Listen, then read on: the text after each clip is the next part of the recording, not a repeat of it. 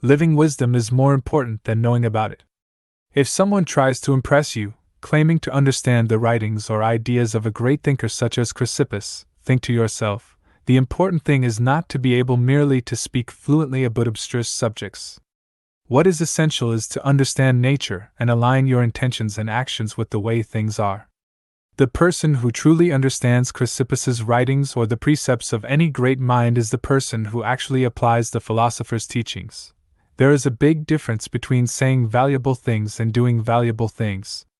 Don't give too much weight to erudition alone. Look to the example of people whose actions are consistent with their professed principles. Practicing principles matters more than proving them. The life of wisdom begins with learning how to put principles, such as, "We ought not to lie," into practice. The second step is to demonstrate the truth of the principles, such as why it is that we ought not to lie. The third step, which connects the first two, is to indicate why the explanations suffice to justify the principles. While the second and third steps are valuable, it is the first step that matters most. For it is all too easy and common to lie while cleverly demonstrating that lying is wrong. Start living your ideals. Now is the time to get serious about living your ideals. Once you have determined the spiritual principles you wish to exemplify, abide by these as if they were laws, as if it were indeed sinful to compromise them. Don't mind if others don't share your convictions. How long can you afford to put off who you really want to be? Your nobler self cannot wait any longer.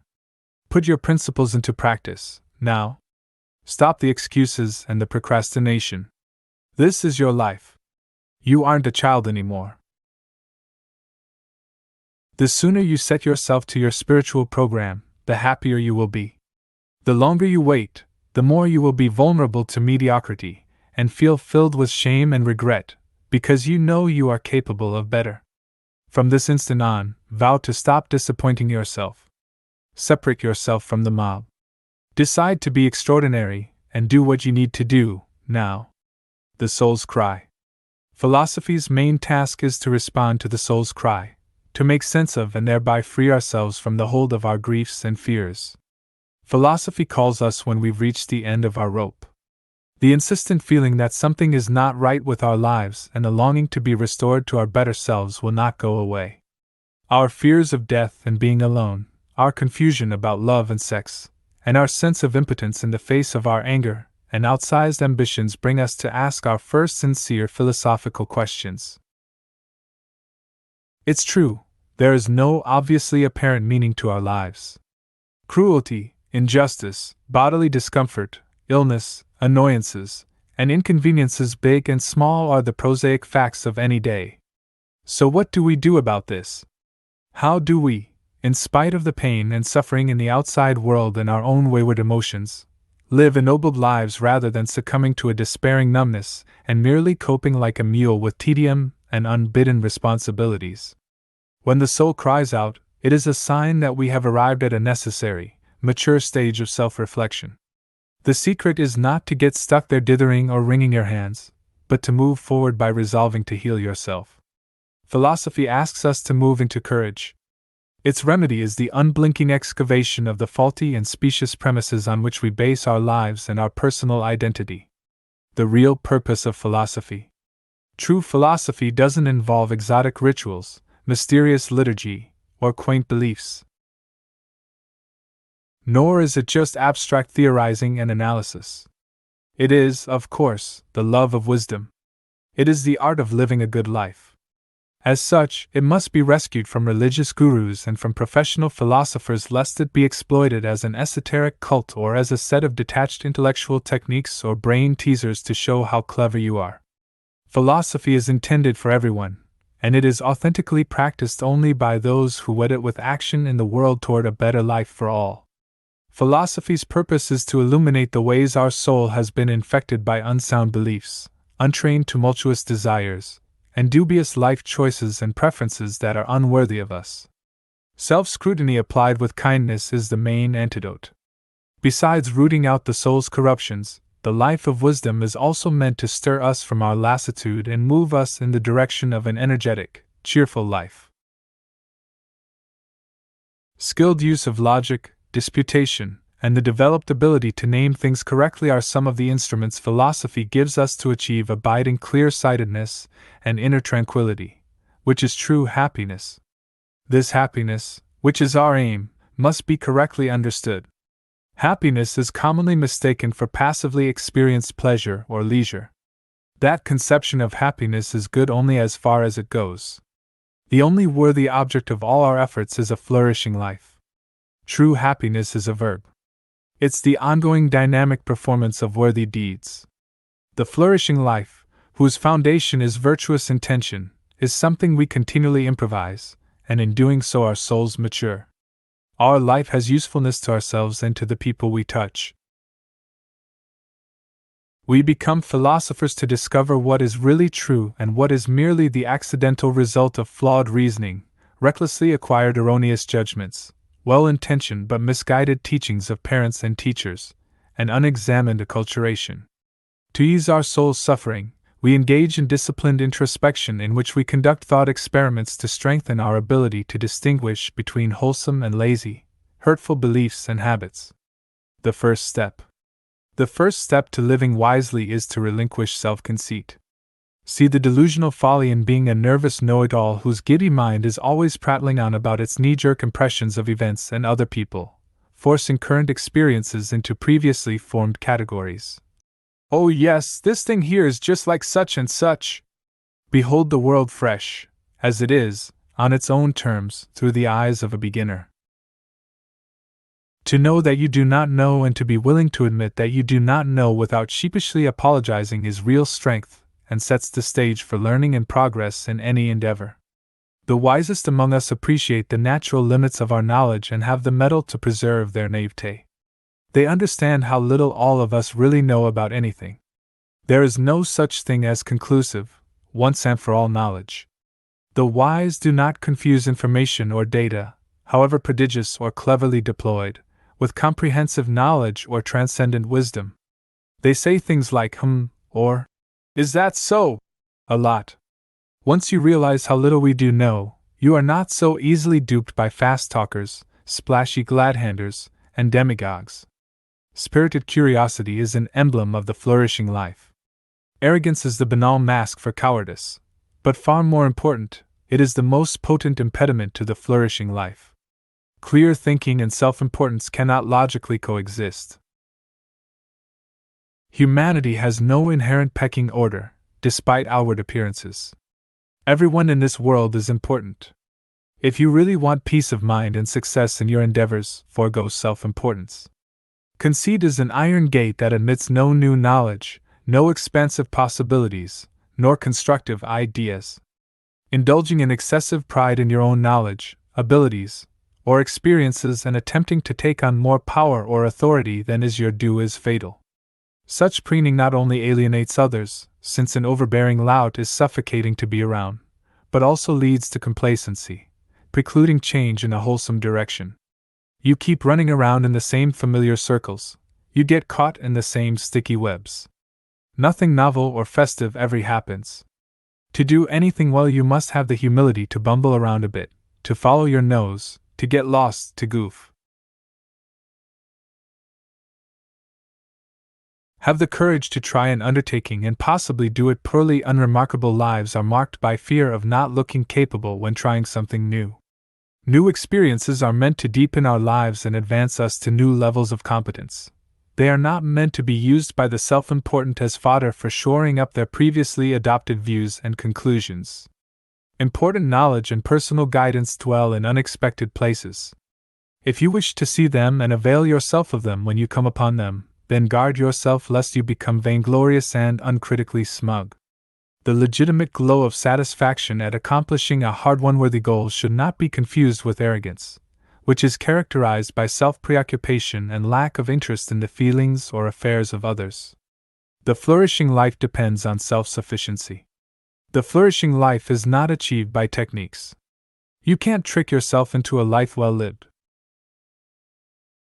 Neither is it achieved by following 5 easy steps or some charismatic figure's dogma. A flourishing life depends on our responding, as best we can, to those things uniquely incumbent on us. To live an extraordinary life means we must elevate our moral stature by culturing our character. The untrained brood about the constituent elements of their lives. They waste precious time in regret or wishing their particulars were different. If only I lived in a better house or town, had a different spouse, a more glamorous job, more time to myself. The morally trained, rather than resenting or dodging their current life situations and duties, give thanks for them and fully immerse themselves in their duties to their family, friends, neighbors, and job. When we succumb to whining, we diminish our possibilities. The overvaluation of money, status, and competition poisons our personal relations. The flourishing life cannot be achieved until we moderate our desires and see how superficial and fleeting they are. Starting out is hard. The first steps toward wisdom are the most strenuous, because our weak and stubborn souls dread exertion, without absolute guarantee of reward, and the unfamiliar. As you progress in your efforts, your resolve is fortified and self-improvement progressively comes easier. By and by it actually becomes difficult to work counter to your one best interest. By the steady but patient commitment to removing unsound beliefs from our souls, we become increasingly adept at seeing through our flimsy fears, our bewilderment in love, and our lack of self-control. We stop trying to look good to others. One day, we contentedly realize we've stopped playing to the crowd. Good is good. Goodness exists independently of our conception of it. The good is out there, and it always has been out there, even before we began to exist. Be suspicious of convention. Be suspicious of convention. Take charge of your own thinking. Rouse yourself from the days of unexamined habit. Popular perceptions, values, and ways of doing things are rarely the wisest. Many pervasive beliefs would not pass appropriate test of rationality. Conventional thinking, its means and ends, is essentially uncreative and uninteresting. Its job is to preserve the status quo for overly self-defended individuals and institutions. On the other hand, there is no inherent virtue in new ideas. Judge ideas and opportunities on the basis of whether they are life-giving. Give your assent to that which promotes humaneness, justice, beneficial growth, kindness, possibility, and benefit to the human community. Examine things as they appear to your own mind, objectively consider what is said by others, and then establish your own convictions. Socially taught beliefs are frequently unreliable. So many of our beliefs have been acquired through accident and irresponsible or ignorant teaching. Many of these beliefs are so deeply ingrained that they are hidden from our own view. The commonplace sluggishness of the lives lived by the undisciplined is dangerously contagious, for we are often exposed to no alternative healthful way of living. Awaken and be vigilant. Take stock of your habits to preserve your higher standards. Many people declare with all sincerity that they are committed to their own integrity, while engaging in thoughtless or intemperate actions. They proceed willy-nilly, undercutting their otherwise well-intentioned efforts by failing to face themselves and to articulate a coherent personal moral code to which their future actions would conform. Don't listen to what people say. Watch what they do and evaluate the attendant consequences. Just as we must clean, order, and maintain our homes to move forward with anything, we need to do the same with our minds. For not only do we risk inefficiency by failing to do so, we invite our soul's very corruption. A disorganized, foggy soul is dangerous, for it is vulnerable to the influence of better organized but unsavory influences. Trust nothing and nobody but yourself. Be ceaselessly watchful over your beliefs and impulses. The virtuous are invincible. The difference between the instructed and the ignorant is that the wise know that the virtuous are invincible. They aren't tricked and provoked by the way things appear to be. The instructed respect the kinship we share with the ultimate, and thus comport themselves as a compassionate, self-aware citizen of the universe. They understand that the wise life, which leads to tranquility, comes from conforming to nature and to reason. Be a citizen of the world. One cannot pursue one's own highest good without at the same time necessarily promoting the good of others. A life based on narrow self-interest cannot be esteemed by any honorable measurement. Seeking the very best in ourselves means actively caring for the welfare of other human beings. Our human contract is not with the few people with whom our affairs are most immediately intertwined, nor to the prominent, rich, or well-educated, but to all our human brethren. View yourself as a citizen of a worldwide community, and act accordingly. Consider your deepest yearnings merely as facts. Consider your deepest and most secret yearnings as if they were merely facts, so you can see how insubstantial and hysterical they are. There is no shame in pursuing worldly success, it's normal. Your trouble lies not in the pursuit itself, but how you pursue it. You allow your frenzied, misguided desires and fears to color your judgment. So you over-evaluate the intrinsic worth of your pursuits. You bank on your pursuits to give you happiness, thus confusing means with ends. Understand that while the pursuit of such indifferent objectives is natural, either failure nor success in attaining them has the slightest bearing on your happiness. The right use of books. Don't just say you have read books. Show that through them you have learned to think better, to be a more discriminating and reflective person. Books are the training weights of the mind. They are very helpful, but would be a bad mistake to suppose that one has made progress simply by having internalized their contents. Exercise caution when mingling with others. One of two things will happen when you socialize with others. You either become like your companions, or you bring them over to your own ways. Just as when a dead coal contacts a live one, either the first will extinguish the last, or the last kindle the first. Great is the danger. So be circumspect on entering into personal associations, even and especially light-hearted ones. Most of us do not possess sufficiently developed steadfastness to steer our companions to our own purpose, so we end up being carried along by the crowd. Our own values and ideals become fuzzy and tainted. Our resolve is destabilized. It's hard to resist when friends or associates start speaking brashly. Caught off guard when our associates broach ignoble subjects, we are swept along by the social momentum. It is the nature of conversation that its multiple meanings, innuendos, and personal motivations move along at such a fast clip, they can instantly shit into unwholesome directions, sullying everyone involved. So until wise sentiments are fixed into you as if they were instinct, and you have thus acquired some power of self-defense, choose your associations with care and monitor the thrust of the conversations in which you find yourself. Forgive over and over and over. Generally, we're all doing the best we can.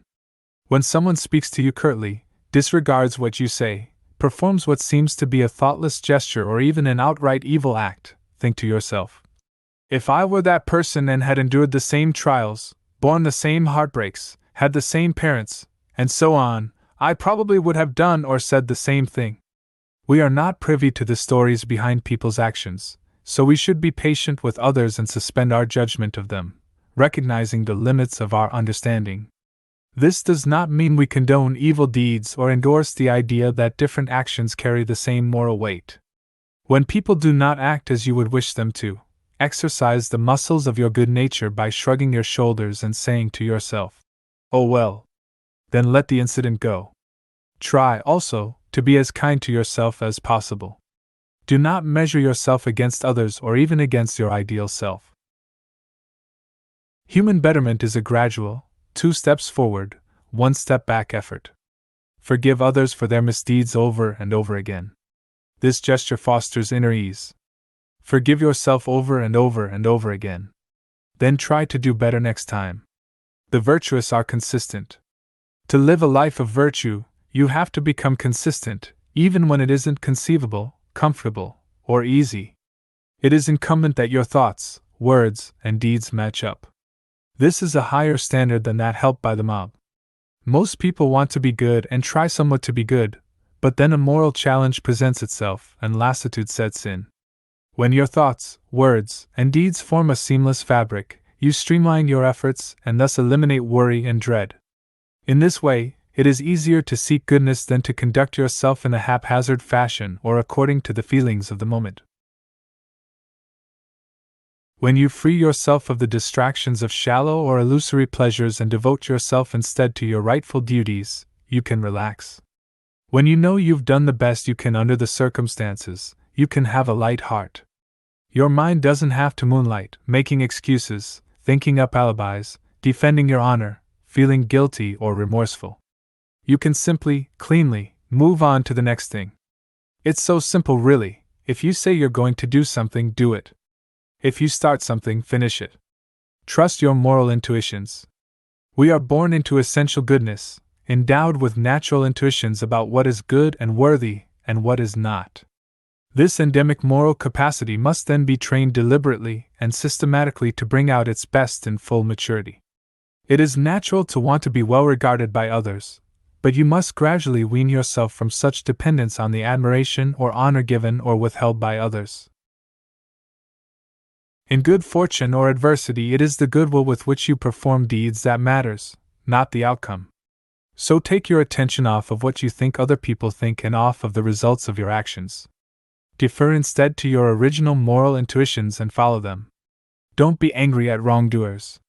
The untrained response to robbers and thugs and to those who otherwise err is outrage and retribution.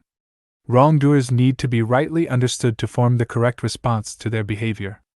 The appropriate response to bad deeds is pity for the perpetrators, since they have adopted unsound beliefs and are deprived of the most valuable human capacity, the ability to differentiate between what's truly good and bad for them.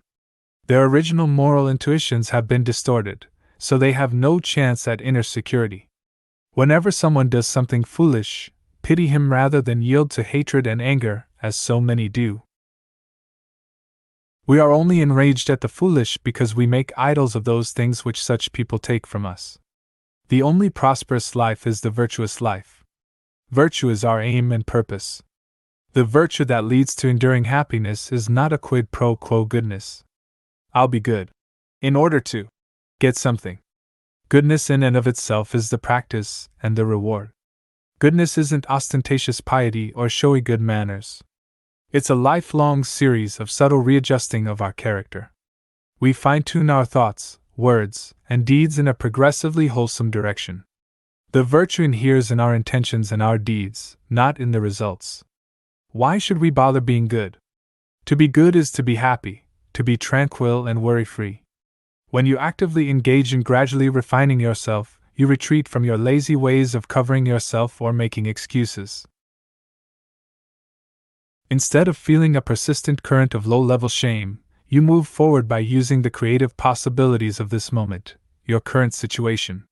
You begin to fully inhabit this moment, instead of seeking escape or wishing that what is going on were otherwise.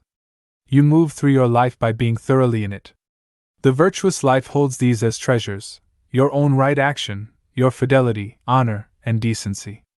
Virtue is not a matter of degree, but an absolute. Pursue the good ardently. Pursue the good ardently. But if your efforts fall short, accept the result and move on. What is important, and what isn't? This is our predicament. Over and over again, we lose sight of what is important, and what isn't. We crave things over which we have no control, and are not satisfied by the things within our control. We need to regularly stop and take stock, to sit down and determine within ourselves which things are worth valuing and which things are not, which risks are worth the cost and which are not. Even the most confusing or hurtful aspects of life can be made more tolerable by clear seeing and by choice. Reason is supreme. Rationality isn't everything. There are many domains of life to which it lacks access. The greatest mysteries of existence exceed its reach. Still, our reason is the best faculty we have to safeguard our integrity. Most people do not understand the correct use of arguments by inference and the proper use of logical forms, so they conduct themselves in a random, overly reactive, or muddled fashion and are easily misled. Clear thinking is not a bloodless art. Reason's job is to critically test our conjectures, both our interpretations and our method of arriving at them. Reason is not an end but an indispensable instrument. Questions are the engines of reason. Thus you need to learn how to frame questions sensibly, rather than emotionally. If your ability to think clearly is compromised, your moral life can become fuzzy and equivocal. Reason can distinguish error from truth and a deep truth from a petty one. The marks of good reasoning are clarity, consistency, rigor, precision of definitions, and avoidance of ambiguity. Hasten to your training in clear thinking so you can confidently enter a complex argument and not be thrown by it. Learn to heal yourself. Your relentless pursuit of wisdom postpones your actually possessing it. Quit chasing after tonics and new teachers. The latest fashionable sage or book or diet or belief doesn't move you in the direction of a flourishing life. You do. Renounce externals once and for all. Practice self-sufficiency. Don't remain a dependent, malleable patient. Become your own soul's doctor. Stay the course, in good weather and bad. Regardless of what is going on around you, make the best of what is in your power, and take the rest as it occurs. Be grateful. Practice having a grateful attitude, and you will be happy. If you take a broad view of what befalls each person and appreciate the usefulness of things that happen, it is natural to give thanks to the ultimate for everything that happens in the world. Never casually discuss important matters.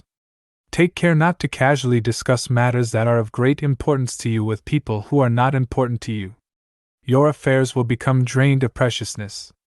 You undercut your own purposes when you do this. This is especially dangerous when you are in the early stages of an undertaking. Other people feast like vultures on our ideas.